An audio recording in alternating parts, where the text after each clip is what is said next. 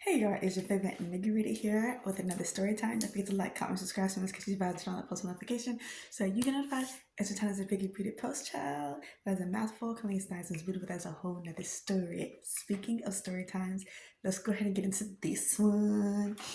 Okay, so this one is about my Mr. Fluffy Man.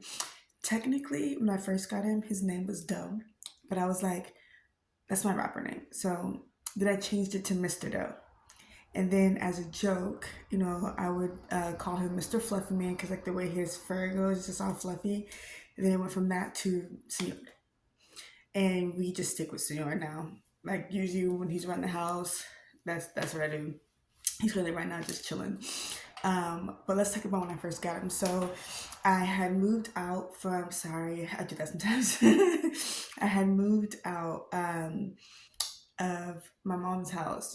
She was ready. Again, it's one of those things where I think it may have been a lot for her to see me in that manner or something. I'm not really sure, but and it was her first time living on her own because when she got her apartment, after her and my dad had split, um, her and I ended up living together. Like I moved in and then she moved back in with me. Well, she moved in, then moved out, then I moved in, then she moved back in with me. Um, so where I was after, everything that happened with me from the hospital that, put me in this wheelchair. I guess I can scoot back a little bit. Um, it was, hold on, let me just adjust this. Okay. So, you know, it was her first time like fully like living on her own. And the wheelchair was, I think, just a lot for her. The house wasn't fully like handicap accessible, and it wasn't her home. She was renting it, so there was just a lot. I really think she just wanted some time to herself to like kind of like debunk and like process like her going through a divorce, right? And I think seeing me disabled was too much for her. She really didn't know how to handle it, and she was not fully supportive, and I think it's because she didn't know how to process it. So that's one. Two, you know what they say when you palm itch. That is a ghetto like southern thing. Let's see if y'all know. Comment down below if y'all know what that means. So when I had moved into my own place, I was lonely. It was just me. I'm like filtering all of the feelings I'm going through. I'm like really sad and crying. So I did some research into getting a dog, but I knew it couldn't be the size of Coco. Coco was a husky, and she was, pretty big. I knew she couldn't. Well, I knew the dog couldn't be super big, um, even though I would have liked that as far as like protection. I wouldn't be able to like handle it and like like the walking and stuff like that. It would have been way, way, way, way too much for me. So I was like, okay, I'll just get like a smaller dog. So I ended up getting Mr. Fluffy Man, who is a mini doodle. They say he's other stuff too, but we'll just say mini doodle for now. Um, but yeah, so I ended up getting him. It's the funniest thing ever. When I first got him, he was like this like caramel like brown color, and he was still young, so actually his mom, I didn't know it was his mom, but I think that was his mom that was there because she looks just how he looks now, big, fluffy, and white. But when I first got him, he was really small, like literally like tiny, like that, and like caramel color, right? And at first, I was gonna go for the girl. I was gonna go for the cute, fluffy white one. But Mr. Man picked me immediately when he saw me. He just went out and started giving me kisses and like everything like that. And his energy was just so amazing and just so cute. He was just so loving, like literally from the moment we met. So I was just like, okay, well, him. Well, I didn't know it was a boy at the time. I was just like this one. And then you know, I, get him, and and I had to like go, to the ATM, ETC, and then like I was just like hoping, that no, because they had other people who were like interested. So I was like, please wait, no, no, no. So then I came back, whatever, and then after I gave them the money, and they gave me, Mr. Man. Then they told me it was a boy, and I was just like, oh, I've never had a boy dog. All my dogs, my first dog was Spice, it was a black cocker spaniel. This is back when I was young, back home. It's like my second dog was a Yorkie, Dallas, okay. And then my third dog was a Husky, Coco. And then here we are with Mr. Fluffy Man, right? So I was just like, where's I going with that? Where's I going with that?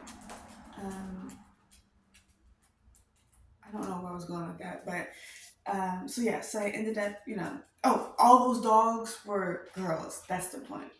All those dogs were girls. So I've never had a boy dog. So I was just like, oh my goodness, I don't know how I'm gonna do this and this and that. My sisters had a boy dog, and when we lived together, they had a boy dog, but I never personally had one of my own.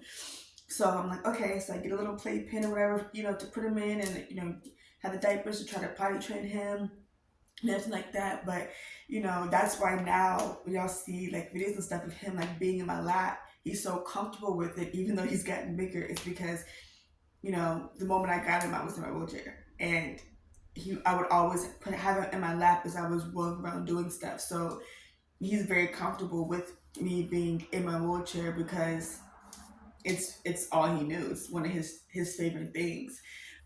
He actually gets a little frustrated and flustered if I'm rolling around and he can't sit in my lap because I'm trying to do something. And even like when I was trying to do my walker in ETC, and trying to walk him, I ended up having to get like a leash I could wrap around my waist because trying to hold him, I couldn't hold him. So I didn't do it as often. I ended up just like letting him go like on the patio. If he wanted to go outside, and but for the most part, I potty changed him, via potty pads because it was easier for him to just go do that than me trying to figure out how to walk him with this. You know what I mean? Or like when I was, trying to be active. But yeah, he is, just the most loving, caring animal ever, and he is a service dog. Like when I get really worked up, because I have heart palpitations. When I get really worked up, he'll come and do something to distract me, to calm me down, so that way it'll lower my heart rate, so there won't be any health issues there. And then, if I'm sad, he'll come and, wipe away my tears. Um, he's just very good. There's a lot of stuff that he does, but he's very good at, his job. And because it's all he knows, because, they give you different training stuff that you have to like put them through. And he doesn't see it as his job. Just like instantly, if he's like, oh, something, then he just automatically just comes and like helps and takes care of me, and I am very appreciative. So this is an appreciation post to my fluffy man who's actually laying down, so that's why I don't see him right now. Maybe I'll let him come say hi, but also he's been super hyper this morning, so well, I can't do a video without y'all seeing him. Hold on. Aquí, señor. Aquí, señor. Hi. He's stretching. Hold on. Hi, señor. Come say hi. I know you were sleepy. I'm sorry. But the people want to say hi. They want to see Mr. Fluffy Man. No. Say hi. Say hi. This is my Mr. Fluffy Man. This is Senor. This is Mr. Doughhh. Hi. Yeah, thank you. My son. Anyway, I hope you guys enjoyed this video as the backstory as to why I got a dog, how he became a service dog, and our love for each other. See, we'll see y'all in the next one. Don't forget to like, comment, and subscribe. Meow, meow, meow, meow, meow, meow, meow, meow, meow, meow. I love you.